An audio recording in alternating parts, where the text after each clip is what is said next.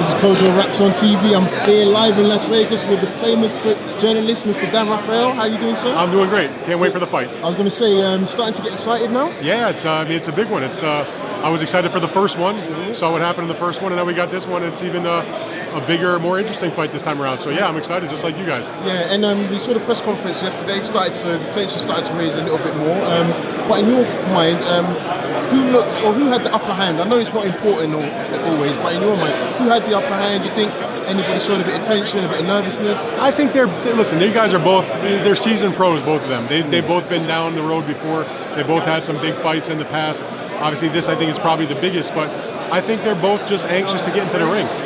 They've gone through their training camps. By all accounts, they've had good training camps, and they're just ready to put what they've trained for the last 2 months, into effect in the ring. They both seem very confident. They both have very different styles.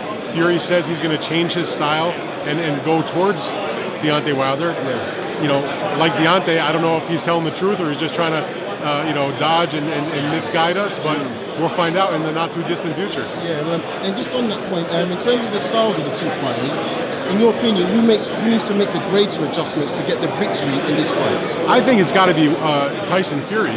Okay. And I'll take the point of view, what Wilder says often is that, and I'm quoting Wilder, he says, my opponent has to be perfect for 12 rounds. I only have to be perfect for 2 seconds because he can land that shot and knock you out really quickly. He almost knocked him out in the first fight. A lot of people thought the fight should have been stopped. Tyson Fury knows what happened to him in that first fight. He also had an extremely difficult, damaging fight against Wallin that was not that long ago with the cut. So I think he's got to make some adjustments to sort of stay away or do the best job he can to not get caught with the shots. He not only knows now about the right hand, but the knockdown in the 12th round, the finishing punch was the left hook, and he's learned now that besides the right hand, which is what Wilder is most known for, he's got a very damaging left hook also when he can land it. Yeah, obviously you said Fury needs to make the great adjustments. One part of that adjustment is changing his coach. He's now working with Sugar Hill, and he's also in the corner. What was your thoughts when you first heard that he's no longer working with Ben Davison? I was surprised. I was surprised by that. I thought him and Ben did great things together. I think Ben is a highly intelligent, very competent, very knowledgeable boxing trainer. He seems to have the right disposition. I like Ben an awful lot. He's a good guy, and by all accounts, a hard worker with his guys.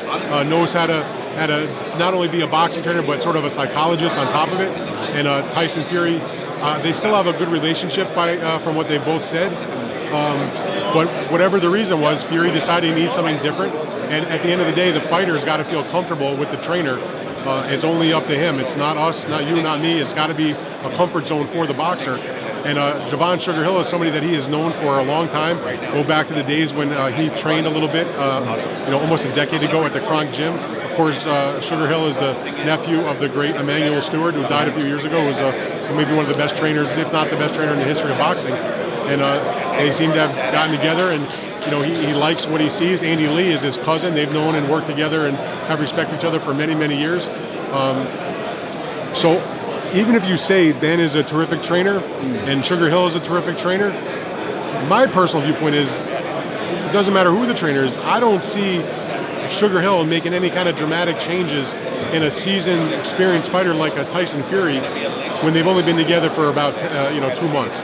That if you talk to fighters or trainers, they'll tell you that, especially at the highest level, and for an experienced guy, it takes a few fights to really get to understand each other well. So, they're, like I said, Ben and Sugar are both top-notch trainers. Yeah. So I don't know if it's going to make that big of a difference. I think it would be, whatever the outcome might be the same whichever guy's in the corner. But as long as Fury's comfortable, that's the key. And that's a great point. And I think you spoke about the timing to make the changes or any transition. And probably Joshua and Angel Fernandez, that's the most recent fight we know who brought somebody else in and helped change his style.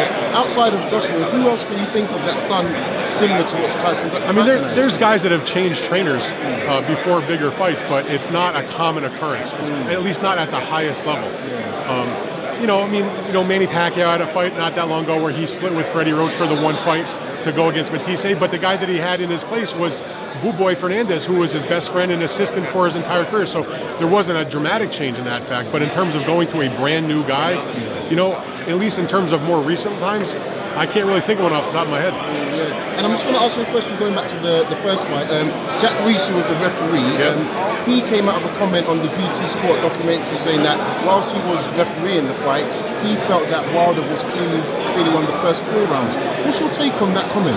Well, the reason why the fight is controversial based on the result, and I also scored the fight for Deontay Wilder. I was one of the few people that did, and if people want to rip me about that, that's fine. It's not an American bias. I just sat there and watched the fight and scored the fight like I always did. But here's the key: if you have Deontay winning that fight, it's probably because of those first 4 rounds. I felt they were extremely close. I've gone back and I've watched the tape of the fight. You can have Wilder up 3-1. It's not unreasonable. Now, some people thought Fury won all 4 rounds, but the point is where the difference occurs on the scorecards in terms of having either a draw or Deontay winning or Tyson winning is most likely how did you score those first 4 rounds? Because there is no question, at least in my mind, that after the 4th round, that Tyson definitely was the more dominating fighter for most of the rest of the fight.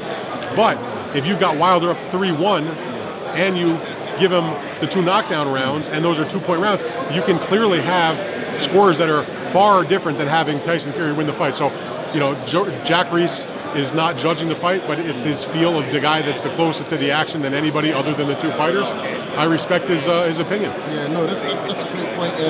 I will just ask you, what's your thoughts / predictions going into this rematch now? Going into the rematch, my prediction, my thought is really no different than it's been ever since this fight was made, which is all due respect to the great boxing abilities of Tyson Fury, but it's hard to pick against Deontay by anything other than a knockout. So I'm rolling with Deontay by a late knockout. Drops him, but this time keeps him down. And this will be my last question. Should Wilder get that knockout, would you want to see the unification bout between him and Joshua? I'd want to see the unification bout between whoever comes out of Joshua and Pulev against whoever wins this fight. Obviously, the great thing in boxing is you can have an undisputed heavyweight champion of the world. But everybody that follows this fight knows that part of the deal to get this fight on is that there's a rematch clause that will provide for a 3rd fight where the only person that can get out of it is the loser. So whoever loses on Saturday, they're going to have about 30 days to decides if they're going to do the fight again. But it seems like there's a good chance that there'll be a 3rd fight. So while, yes, I'd like to see the unification like anybody, next it's probably highly unlikely. My great hope is that after the dust clears from 2020, with the winner of whoever comes out of Wilder and Fury, perhaps 2 fights, and whoever standing after Joshua takes care of his mandatory defenses, if he's the one still standing, you'd like to see that next year, the first half of the year, we see that fight between those 2 fighters who emerge for the undisputed title. Perfect, and thank you very much for your time, Dan. I'm going to ask you one last question. Oh, we're going one more. Overtime. Yeah, we will do. I'm not getting paid for overtime. No, I'm going to slip you a check. When will we see you in the UK watching some fights? Anytime soon? Listen, I've come to the UK a few times for fights. I've enjoyed it. I loved it over there. They got great fans. They've had a lot of great fights. But at the moment, the schedule is pretty light, so it's hard to say what would be definite. I mean, right now, nothing on the calendar. But I do look forward. I haven't been there since I was over in the UK. What was the last fight I was there for? I was there for Klitschko versus Joshua. One of the greatest experiences of my career, covering a fight and all facets of that entire promotion, event, fight week, the fight itself. Just a great experience, and hope we can do it again. Yeah, that's not a bad fight to make your last. Dan, thank you very much for your time. Have a great week, and we'll speak soon. You got it.